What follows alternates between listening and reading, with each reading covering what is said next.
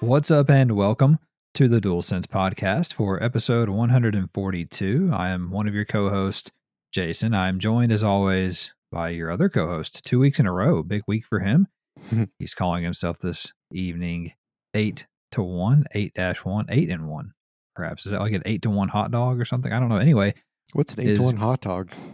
it's relative to the size of the hot dog. We can get into it. Okay. He's otherwise known as Travis, as his Christian name, Travis. Well, how does it feel to be an 8 to 1 size hot dog? It's a big hot dog, by the way. What does that mean?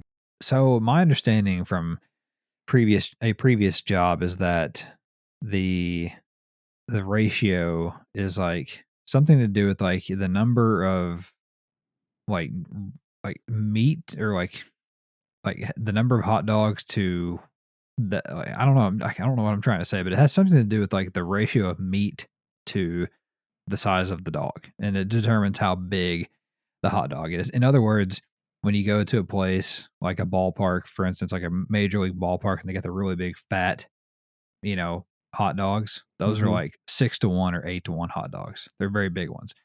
The ones you go get at the store, they're just like the regular old lips and assholes, Oscar Mayer's, turkey, pork, chicken mix hot dogs. Those are like 2 to 1 or something like that, I think.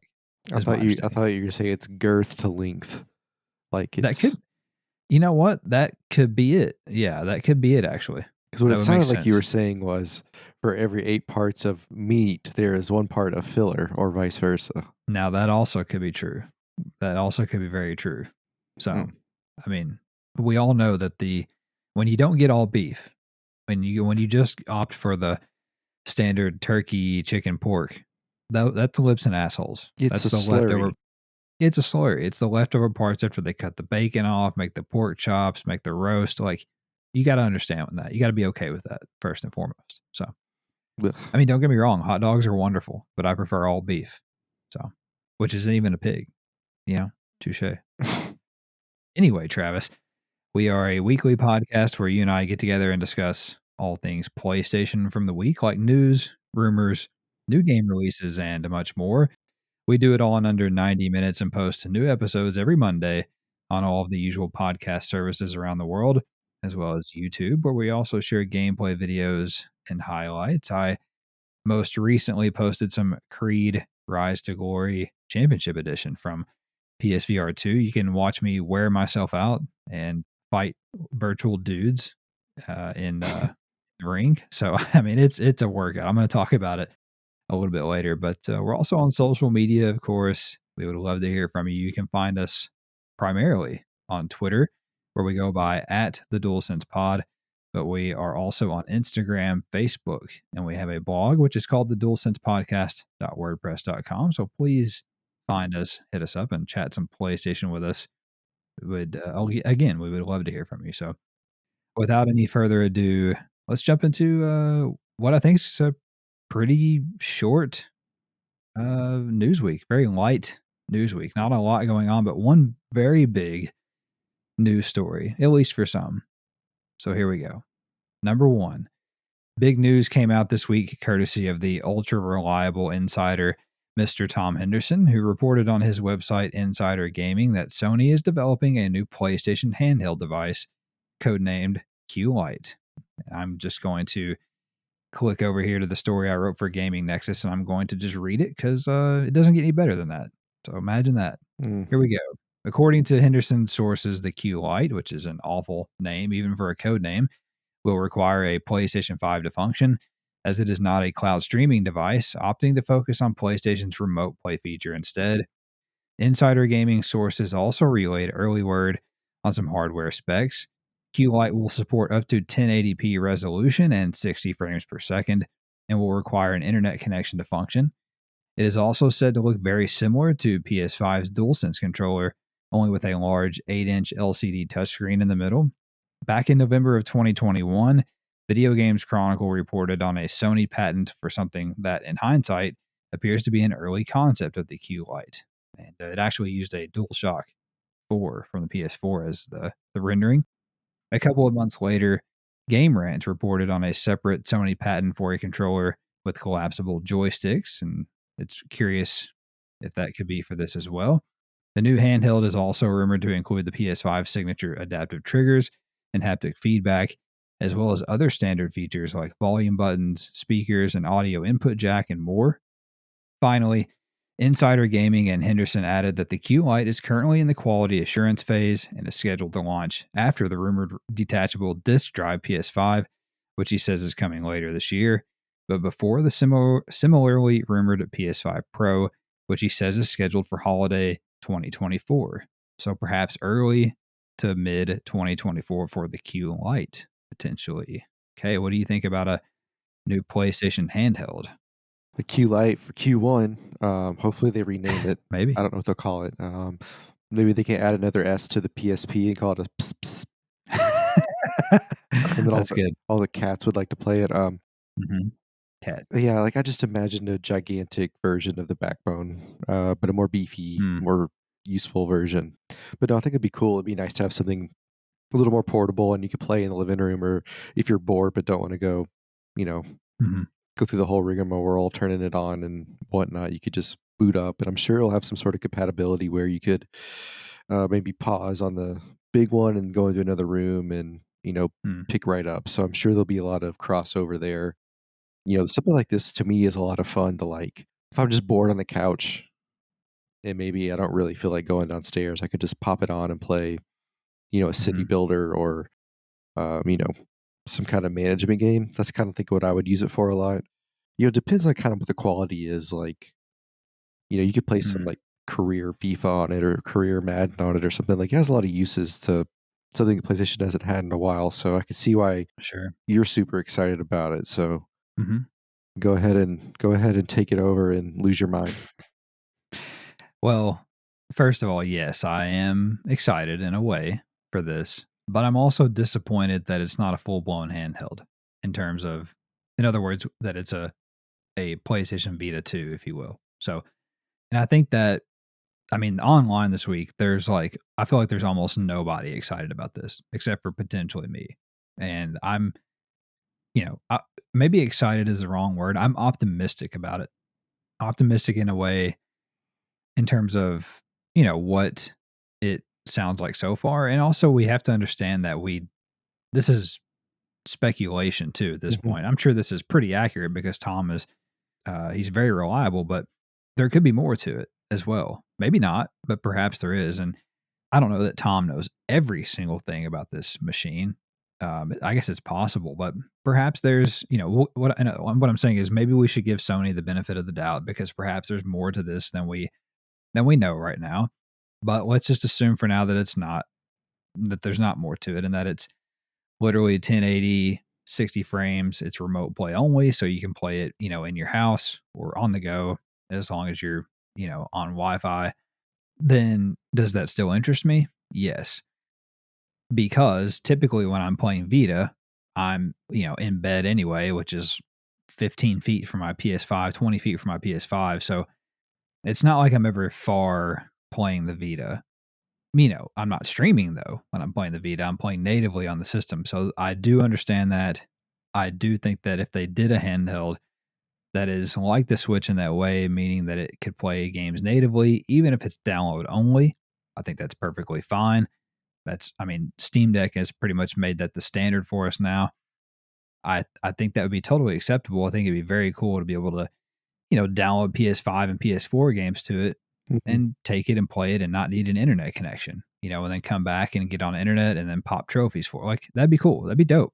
And that doesn't sound like what this is. Again, time will tell. But even if it's not, even if it's remote play only, like you said, like if I can be in bed and, you know, it probably won't work well enough to be able to play like Battlefield 2042, although that really is reliant on internet connection, I feel like. But let's say that it is, that'd be cool. Like to play a match or two of Battlefield in bed or but even if not, like you said, if I'm just playing offline games, that still sounds kind of dope. And then to have the DualSense functionality in terms of the triggers and the haptics, I think that's really dope. Right. And 8 inches is a huge screen. I mean, that's Yeah, gigantic tell me for a about it. handheld. Yeah, I think that's bigger than Steam Deck, if I remember Yeah. correctly. So Well, I think it really comes down to this price point, though, at this point. I mean, just yeah, if they get that wrong, it kinda won't matter. yeah, that's a very good point. we saw that issue with PSVR2, which we're going to talk about again in a little while. $550 is a big ask for most people, even though, we've broken it down before. That's in line with the value proposition of Mhm. the original PSVR. It's still a big sticker price. $600 for the Horizon bundle is a big sticker price. So, can this thing be I said this with PSVR and it didn't come true, but I'm going to say it again. This thing cannot be the same price or more than the PS5. Oh god. It has to it has to be $350 or less. Oh, I would say In my half. Yeah, in my opinion, it can't be more than 250. God, I told no. the guys from the website this, like, if it's 250, fine. I think that makes sense. Will it be 250? I don't know. How much was the DualSense Edge? $200 for a fucking controller? Right. This thing's gonna have a screen on it, God. right? It's gonna have an 8-inch LCD screen that does 1080p and 60 frames And his touchscreen? and a touchscreen. I don't know, guys. I mean, it's kinda sounding like a $350 thing to me, maybe $400. I don't know. I think they're out of their mind if they do it. But at the same time, think about it this way.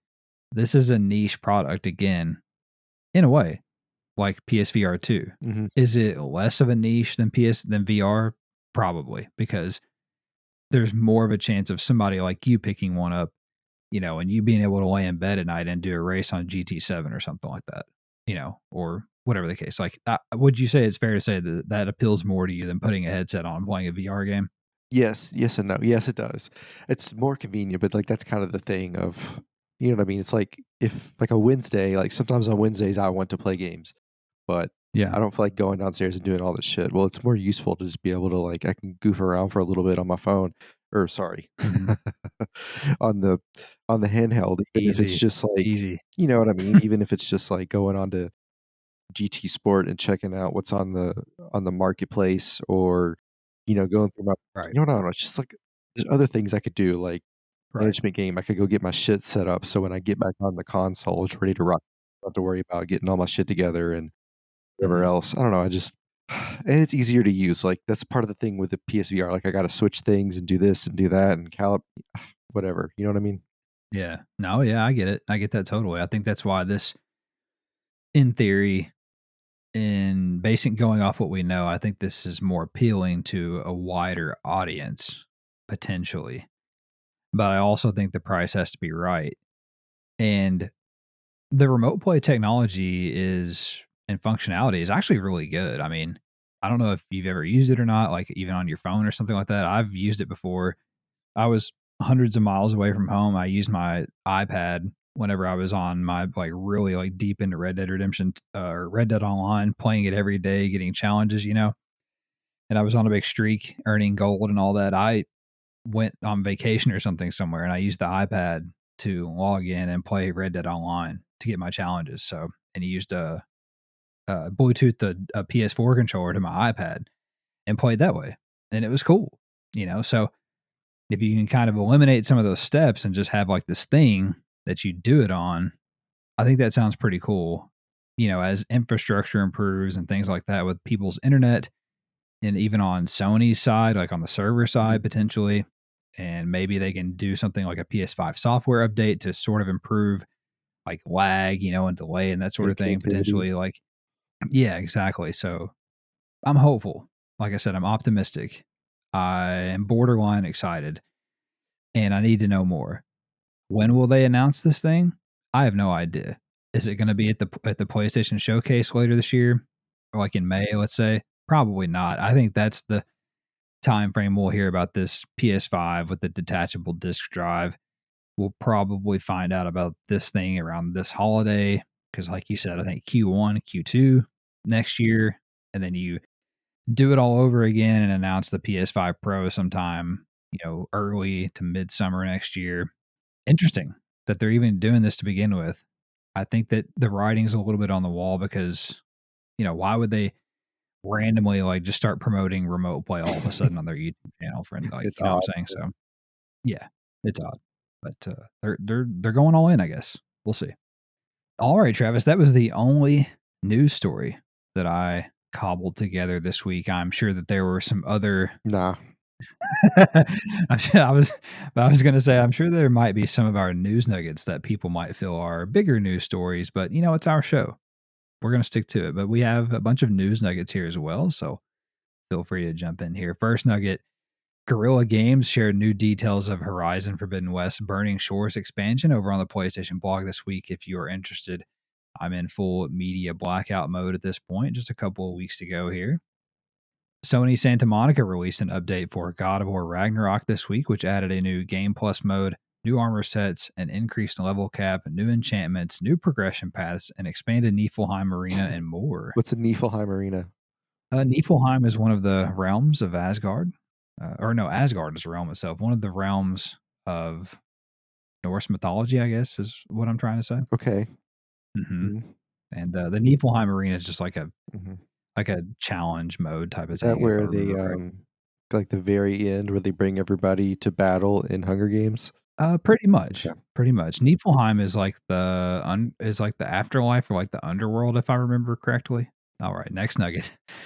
Sony also began rolling out accessibility tags on the PlayStation Store this week for PS5. According to the PlayStation blog, quote, accessibility tags allow game developers to provide detailed insight on accessibility features supported in their games. As you browse various game hubs on PlayStation Store, game hubs on PS5, that's literally how they wrote that, by the way. It's a typo. You'll see a list of accessibility features by pressing the triangle button if the game you select supports accessibility tags. End quote. Pretty cool, I guess. Resident Evil 4's Mercenaries mode dropped this week as free DLC. Capcom also announced that the game crossed 4 million players. I'm sorry, 4 million copies sold in just 2 weeks on the market. Website Video Games Chronicle reported that Gamescom opening night live is returning yet again in August. I believe it's on the 22nd, and it will be hosted by none other than Jeff Keighley. Why didn't E3 call him? Maybe that would've helped them. I love how he's just almost single-handedly killed E3. And then, like, while all these announcements have been going on the past couple weeks, like, within 30 minutes of, like, E3 is officially canceled, on the Summer Game Fest Twitter page, he, like, posts, like, a, "Can't wait to see everyone at Summer Game Fest. We're gonna have big announcements." Like, he's just, like, pouring the salt on the wound. It's kinda hilarious. Also, Sony has filed a new patent application for a controller that can change temperature during gameplay, which the patent says makes the controller quote unquote capable of enriching haptic experiences. So there's some theories floating around out there that this is the DualSense 2, the next DualSense, potentially for PlayStation 6. The patent says that it's for a controller that's covered in some type of like almost like latex like material, and that it will be able to literally change temperatures in your hand. So if a game, if you're, well, it's for instance, if you're walking by a fire in a game, the controller will heat up, and if you're like in a snow map, the controller will feel cold. Uh-huh. And so that's something. It's like I told you, man, we're not that far away from being able to put your dick in it. You did tell me that. Yeah, I think you're right. I think you're right. Now imagine that in PSVR2. Yeah. Uh-huh. Sooner or later, I'm not going to need my wife, huh? Next nugget, the Five Nights at Freddy's movie. The Five Nights at Freddy's Got Fingered movie is finally releasing on October the 27th, both in theaters and on the Peacock streaming service. Hmm. Oh, thank you. Square Enix announced that Final Fantasy Pixel Remasters will release on PS4 on April the 19th. You'll be able to buy each title individually or get them all in a bundle for $74.99.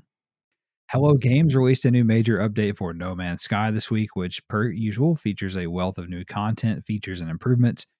The update is called Interceptor and adds new corrupted worlds for exploration, but it also added a new evolving story, a new ship class, Sentinel jetpack, abandoned camps, robot spiders, so Travis is Nope. out, Sentinel cockpit, improved combat, Sentinel weaponry, stealth enemies, capital ship battles, new Nexus missions, custom wonders, and VR improvements, specifically improved graphics for PlayStation VR2. They just continue to impress, and it's crazy how much they support this game and how often, really. It's pretty quickly that they put out big updates nowadays. The Street Fighter film and television rights have been purchased by Legendary Entertainment, the production house responsible for Dune Godzilla vs. Kong, and others. The studio behind Ark Survival Evolved has announced a delay for the game's sequel to 2024, which doesn't matter to us because it's Xbox only, but they also revealed that a current gen upgrade for the first game is coming in August of this year. It is being remastered in Unreal Engine 5 for PlayStation 5, and it will cost $40, but there will be no upgrade path for PS4 owners, as the last gen version of the game will continue to exist, but servers will be shut down. At least that's the way I understand it. Not totally clear. Also, Bandai Namco released even more gameplay trailers this week for Tekken 8, this time for Asuka Kazama and Leroy Smith, if you're interested. Who's Leroy Smith? I don't know. I know Leroy Jenkins, but I don't know Leroy Smith. Publisher Konami has opened a new studio in Osaka, Japan, which it has characterized as a, quote, major production center, end quote. They added that the facility is fully equipped with motion capture equipment and sound studios necessary for major game development. All of this would be in line with the reports we have seen that they are revitalizing Metal Gear Solid and other major franchises under their umbrella. Yeah, why else would they do that? That kind of doesn't. There's no other reason. Yeah, I Which what have agree. they been That, doing that though has, for like 2 decades? I don't know. It's so wild because, like, we're about to talk about Capcom in a second, but Konami just like made pachinko machines for like Japanese which are like slot machines, I think is my understanding that like that's what they did for a long time. And then now here they are like, okay, video games. Yeah, we remember those, Yeah. Oh, let's make and some money. yeah, but they're making one fatal mistake, in my opinion. Not fatal, but stupid What's that? mistake. Working with the Saudis? They're re No, that's perfect. I'm glad they're not doing that. But the problem is that they're remaking Metal Gear Solid 3 before they do 1 and 2. Mm. I'll never understand that. I mean, listen, I understand. I'll keep saying it. I've said it on the show. I'll keep saying it. I know that it's the first game chronologically in the entire series. But you have to understand if you make Metal Gear Solid 3 for all of these kids who did not, let's say not kids, yeah, kids, young people, people younger than I, you and I, the people who did not grow up playing Metal Gear, they're going to play Metal Gear Solid 3 as the first game, and they're going to say, well, I'm not going to, why would I play that? I haven't played the first two, or where are the first two? It's like, it's just confusing. Like, what are they doing? Just start with 1, then do 2, then do 3, then do 4 if you want, and then do an upres for 5. Like, oh my God, just I don't know. And they're doing the same thing with Silent Hill, by the way. They're remaking Silent Hill 2, skipping Silent Hill 1. What the fuck? Makes no sense. So maybe they don't have it figured out. Well, time will tell. Also, Capcom's share price hit an all-time high this week of $36.42 on the Tokyo Stock Exchange, a surefire sign that the Japanese publisher has completely revitalized itself after being down in the dumps just 10 years ago, Travis, when the share price was a mere $2.92. It's incredible. Giant Bomb writer Jeff Grubb reiterated this week that Sony will hold a PlayStation showcase sometime before Summer Game Fest, which takes place on June the 8th. So my guess is May. That's my gut. Okay, but like let's say this handheld is legit. Is that too soon for Hmm. them to announce it if it's a Q1 release next year? Like what they can't be more than 6 Yeah, months away. They have to announce it in July at the latest? Like I don't really know how this works. I don't know. I feel like they're going to announce the new PS5 Slim or whatever, not Slim, detachable disk drive thing at this thing. That'll be there. It'll be, "Oh, Mhm. holiday," or, "Oh, September," so we can get a Spider-Man bundle. And then I think, like, later this year, they'll announce the handheld thing, like, maybe around holiday. I don't know. It'll be interesting to see. Lots of exciting stuff, really, that we only have inklings of, a new PS5 model, a PS5 Pro, a new PlayStation handheld, a shit ton of games that we know are coming. So we've got a lot to be excited about, I think. Next nugget, Sony criticized the British CMA this week after they got out of the way of the Activision Microsoft merger. Sony said in part, quote, "The CMA's reversal of its position on its console's theory of harm is surprising, unprecedented, and irrational," end quote. Sony didn't stop there, adding that the CMA's new, quote, "diametrically opposite approach is based almost exclusively on a single economic model on which it places, quote unquote, significantly more weight than other available evidence," end quote, meaning that they were referring to that it would not be smart for Xbox to take it off of PlayStation anytime soon. So interesting. It's all over but the crying now. Also, Blizzard has revealed that Diablo 4 Deluxe and Ultimate Edition owners will be able to start playing the game at 7 p.m. Eastern on June the 1st. Publisher Electronic Arts revealed the branding and logo for their FIFA successor this week and promised more details will be dropping in July. I don't really understand why they revealed a logo. Like, just show it to us in July. Like, I don't understand why we They need try to to know make that it look like now. a cool soccer crest too. Yeah, they did. I don't mind the logo. I just don't know why they felt like they had to do that now. Website Games Industry reported that analytics firm Ampere Analysis has determined that Electronic Arts is the most popular publisher on both PlayStation and Xbox platforms, accounting for 16% of monthly active users. Saudi Arabia's public investment fund is planning to invest $38 billion in the games industry, with investments being filtered through the fund's subsidiary known as Savvy Gaming Group. Massive wet fart noise. Publisher Devolver Digital has acquired a developer Doinksoft, which is a great name. The team behind Gato Roboto, Demon Throttle, and Gunbrella. Peter Doinksoft. Yes. Website PushSquare reported that the C Smash VRS demo on PS VR2 has been updated to fix online play issues and improve the frame rate. Goat Simulator 3 added a bunch of free content for Easter called Operation Crackdown, which is clever. Dead Island 2 will require you to play in co-op if you want to achieve the Platinum Trophy. Nice.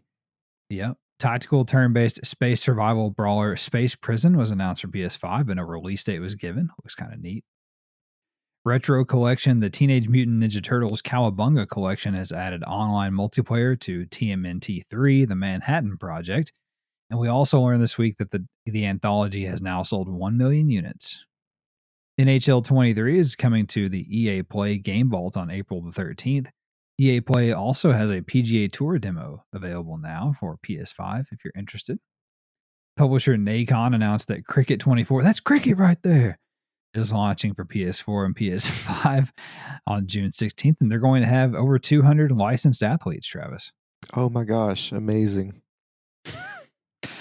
Pinball FX is adding 2 free tables themed around Twilight Zone and Crypt of the Necro Dancer on April the 13th. Strategy RPG Redemption Reapers is getting a free PS5 upgrade sometime in July.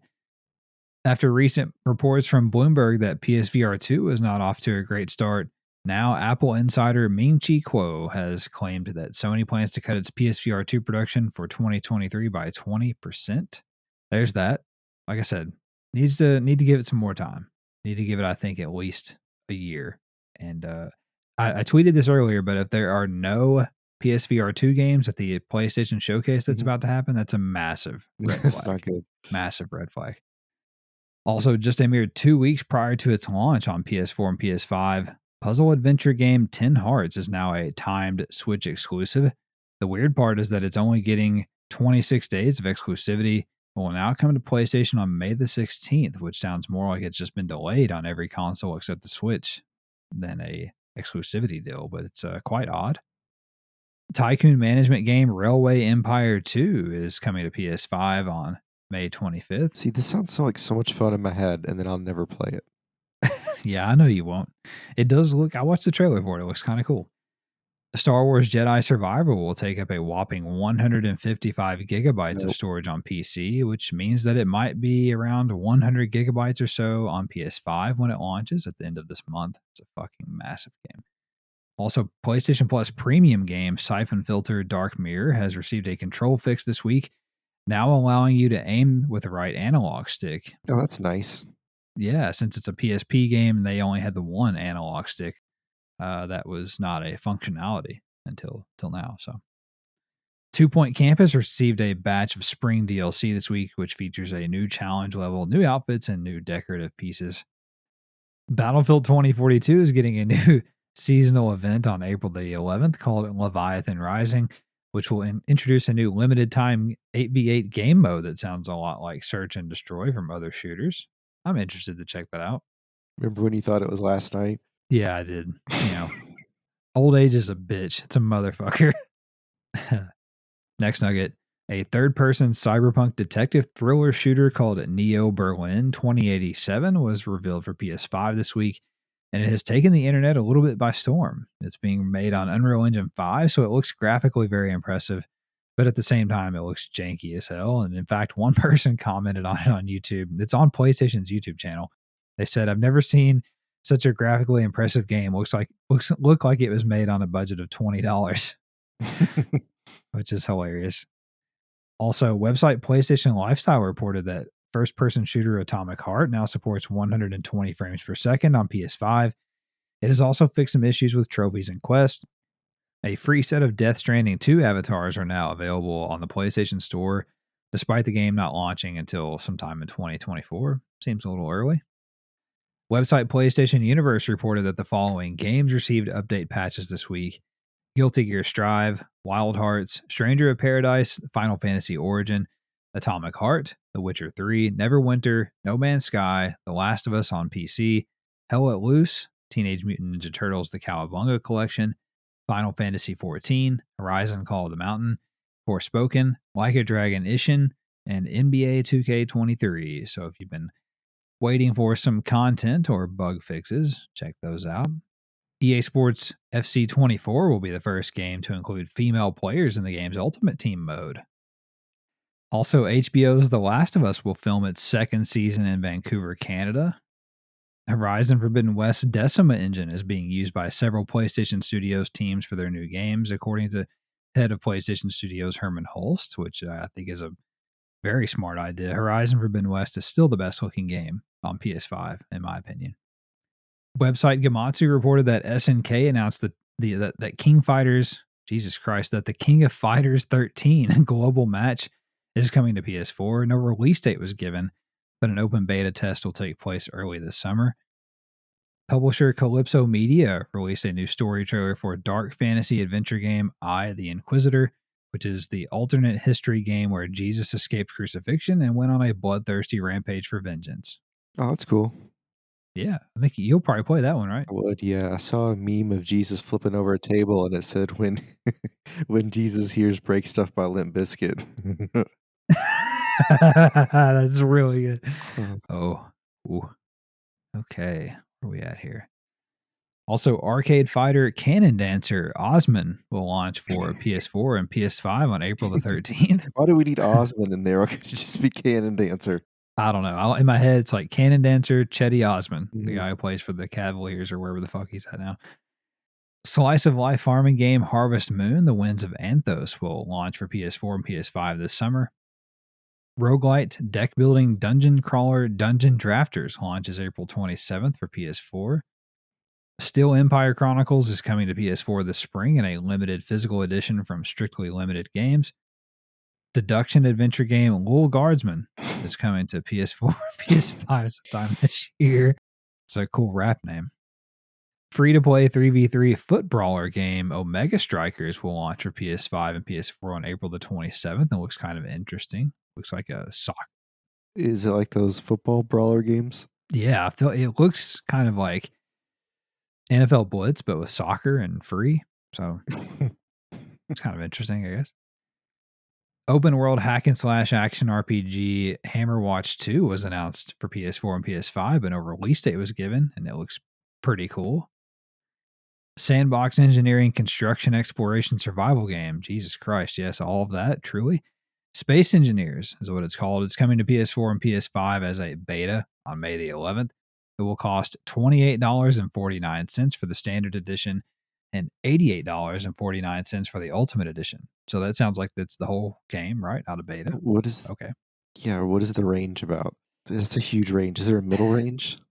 No, if you buy the ultimate, you get everything that they've released thus far for the game. It's been out for a couple of years, I think, or at least a year. 3D platformer Paperman Adventure Delivered was announced for PS4 and PS5. It's Paperboy is all grown up. Mm. It will release sometime this September. What is he doing? He's delivering adventure. You know, could be to your wife, to your mom. See, why is he still delivering papers? Like, did he fall on hard times? Back to the Yeah. paper route.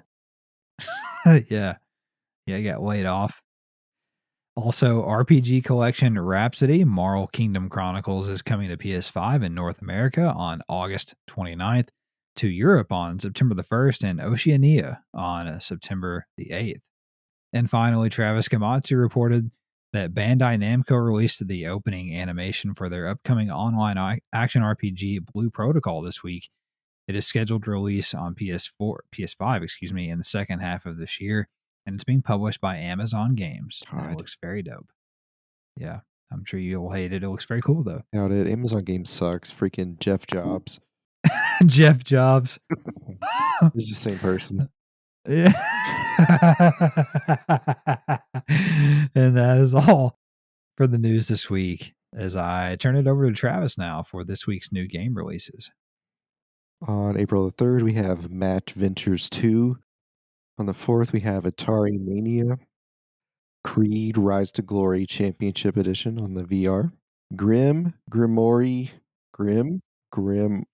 once more. Okay. Meet Your Maker. Road 96 Mile Zero. On the 5th, we have Lost Artifacts Mysterious Book, Mm-hmm. Brightstone Mysteries, The Others, United Assault Battle of the Bulge. It's about my pants.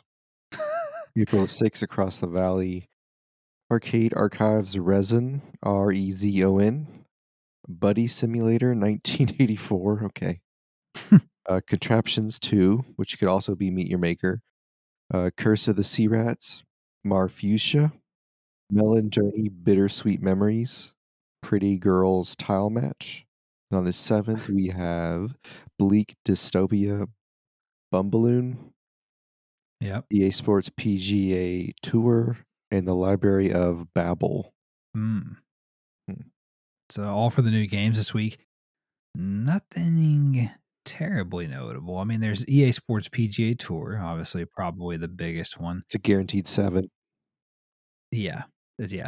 Soccer games. Golf games, 7s, no matter what. 7s, no doubt. I'm teasing, of course, because I gave PGA Tour 2K23 a 7, but it was a 7. Let's see, Creed Rise to Glory. I'll have something to say about that in a moment. That's a pretty big one. It's a good one. Coming to PS VR2. The Library of Babel. I feel like I've seen a trailer for that, and that looks pretty interesting. It looks, if I remember correctly, it's like very dark, like very like heavy. Yeah, I So think the I real don't know about story that. of the Library of Babel is dark. Yeah, I would say so.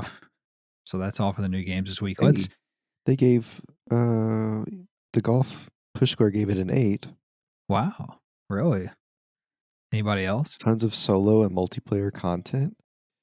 Stunning visuals and design. The 30 FPS Oh, might be a problem though. are you interested? I'll look at it. How much is it? $70, It's but capped at 30 frames though. Like we're fucking poor. yeah, I don't know if that's good for a sports game, although it is You know golf. what? So is Let's ask golf really a John. sport? He's played it all day. Oh, true. Yeah. Yeah, true. All right, so let's start to wrap the show up here like we always do, Travis, by discussing what we've been playing and anything that we're looking forward to. What do you got? We've been playing some Battlefield. And I've been playing with the DM7. Unlocked a new compensator and a nice scope. The scope lets me zoom in and out without having to flip up or down or left or right or anything like that. I like it a lot. I told you Yeah, earlier today if I was worth the shit at the game, it'd be a really good gun at this point. It's balanced pretty well. It's it is a weird. good one. It's like sometimes like I don't know how do I explain it. Like if they're moving, I can hit them, but if they're sprinting, there's no shot. And it's clearly me because people hit me when I'm sprinting. So I think it's just me. But I got dumped a whole clip at a guy yesterday and missed every shot. I was like, God damn it! Like, could I be worse at this? But yeah, I had some good fun in a couple of different tanks.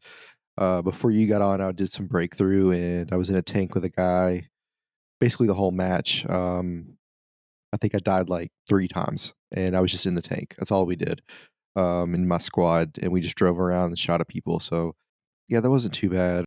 I dilly daddled on Gran Turismo a little bit. They do have this like time challenge, and depending on how fast you go, you get like a bronze, silver, or gold like medallion, but you also get like in-game credits. So I've been having fun with those. The new physics are like so much better than the old ones. Like I haven't played iRacing, but it's one of the better physics models I've played on a sim. Like it's a lot of fun and um Okay. it feels more realistic than before, especially the road cars. The road cars feel really, really realistic. and Hmm. it just feels like it's weighted properly is kinda what I would say, like, the weight transfers front and back, side to side, they feel normal. It's more realistic on the braking, like, if you're trail braking through a turn, you have to be a lot more precise with your throttle and your brake input, like, before you could kinda just, like, slam it and throw the car in, which you can't Mhm. do in real life, and it's better, it's a lot better than it was, so it's come a long way. I'm pretty happy with I'm happy with everything except the other humans you play with. Yeah, they're pretty shitty, huh? But, yeah, so other than that, I downloaded Meet Your Maker if we decide to play that, and I don't think I played anything else. I There's Mhm. something else I looked at. Oh, I was trying to figure out what that game was that I was telling you about at lunch, but I still don't know what it is. Oh, yeah, you said it was like a city builder, like It a what were I you guess it's saying? Like I an guess it's industrial Anno. It thing? might But be Anno, I don't know. yeah, But I I thought mean, it was like are you in France in Anno? um, Or is it an undisclosed location? it's a yeah, it's undisclosed. Everybody The sounds thing French or like European though. the thing I'm thinking of was definitely in a European city, so maybe that is what it is. Mhm. I'll have to try to find it again. Okay. Well, like you said, we played some Battlefield 2042. I've had a pretty good couple nights on there. Yeah, we played 2 nights? Yeah, we played 2 nights, I think. No, we played just last night. I had a good night last night. Enjoyed it. I love that game, man. I really do. It's wonderful. And I know I say that all the time, but it's so fun. It's so good. Even when I'm doing bad, like John, we joke about how John gets bent out of shape about not doing well, but like that's just a game you don't have to worry about doing well. Just like play the game and have fun. Like if you want to snipe for a little bit, if you want to Yeah. run around with a SMG, run around with an SMG, like, Yeah. whatever. Like it just ebbs and flows and I love it. But I just play the objective, and yeah, yeah, if I'm absolutely. sniping, I support the objective, I just don't go headhunting, like, I'm like, "Okay, I'm sniping, I'm at B," like, Yeah. that's how I play. Yeah, it's perfect. That's all that's perfect. Also played Anno 1800. Played it a lot this week and finished it. I put about 20 hours into it. It took me 18 hours to play the campaign, which is basically like a really prolonged tutorial. That game is very intricate, very in depth, lots of moving parts. Every resource needs a building, and every building needs resources. Everything's tied together, but oh my god, it's good. It's so addicting.